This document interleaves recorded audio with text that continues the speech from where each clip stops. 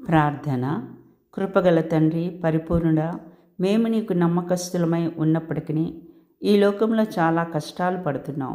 మా కష్టాలు లెక్కింపలేనన్ని ఉన్నాయి. నేడు మేము మా జీవితాన్ని నీకు అప్పగించుకొంచున్నాము.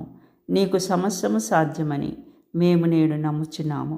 నీ గొప్ప శక్తి ముందు మా కష్టాలనియు సమస్యలనియు చాలా స్వల్పం.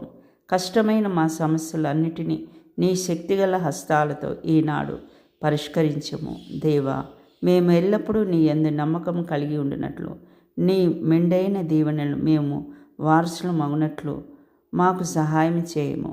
నీవు మమ్మను తప్పకుండా ఆస్వాదించి మాకు ఆనందాన్ని కలిగిస్తావని స్థిరముగా నమ్ముచున్నాము.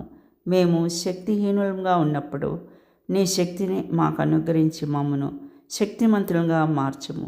దేవా, మేము ఎల్లప్పుడూ నీ యందు నమ్మకం కలిగి ఉండినట్లు, నీ మెండైన దీవెనలను మేము వారసులం అవునట్లు మాకు సహాయం చేయము.